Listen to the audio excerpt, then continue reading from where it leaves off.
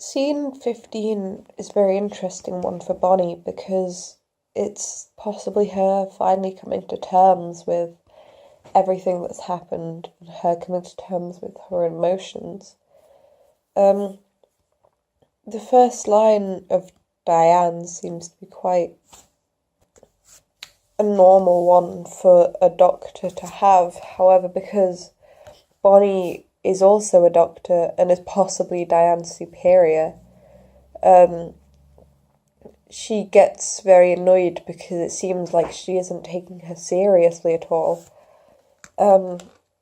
This was quite interesting to explore because while Bonnie is there seeking help, she also knows exactly what should be happening.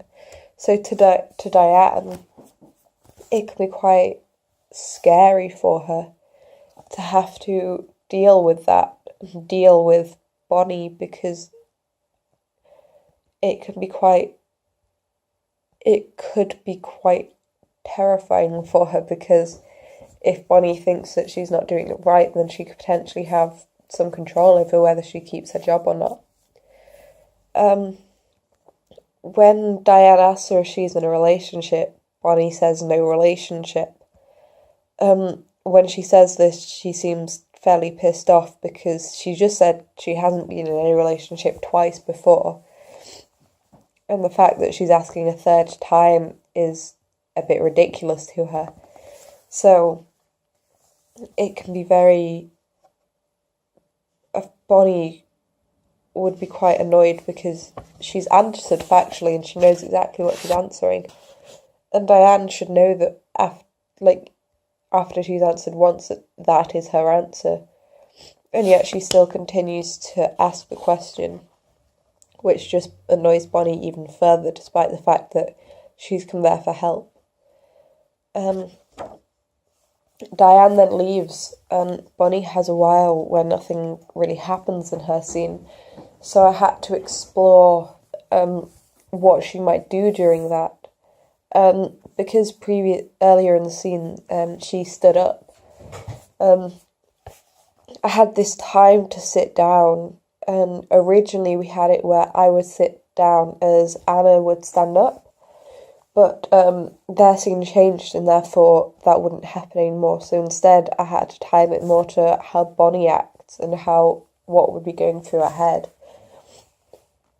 So I had it where she might possibly be still annoyed, and then after a few seconds, come to terms with it and be more scared. And then at that point, she would sit down and then think about what she's really about to try and do and what impacts it might have on her in the future.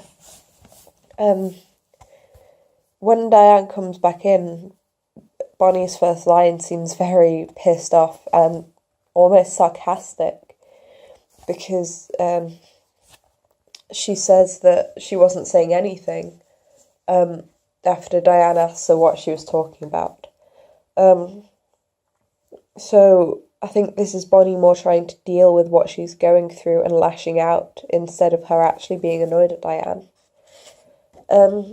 When Diane suggests counselling, Bonnie seems extremely forceful about saying that she doesn't need it and that there's no reason for her to get counselling. This is almost quite unusual for Bonnie because usually she'd say something like that quite factually, but in the way that she says it, in the way that it happens, it seems a lot more forceful than she normally would say it, and therefore it's something to explore as to why she might say it like that and what caused her to say it like that, because it seems the opposite of what Bonnie would do. I thought that it might be because she's gone through all of this. She's finally convinced herself to get up and go and get this appointment. And after all this, they're suggesting to make her wait even longer than she already has. And for Bonnie, she'd have already accepted that this is what's going to happen, and she knows, certainly, that this is what she wants to happen. And they're saying that she needs counselling and make her wait even longer. So for that, I feel like Bonnie would be quite annoyed because she doesn't want to wait any longer, and she really knows that she's certain that she wants this to happen. Bonnie goes on to say it's the principle of it. This is a very unusual line because in the situation that she's in, principle wouldn't be the right word for it. So saying that word, I thought that she might pause before it slightly because she might be searching for the word or searching for a word that maybe fits better than principle. But she eventually lands on that word and realises that it could be true, that it could be just the principle of her getting sterilised is why she wants it, and just the principle of everything and everything that she's been through. Bonnie then goes on to say that she needs it and that she has to be the end of the line.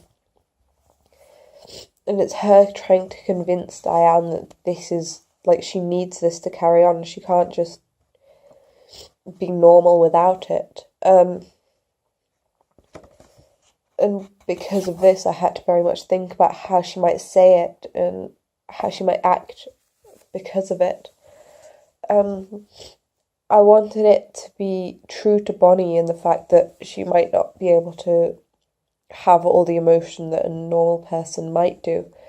But then I also wanted to show that Bonnie has evolved and has changed throughout the play, and that she's able to finally talk and communicate like a normal person would.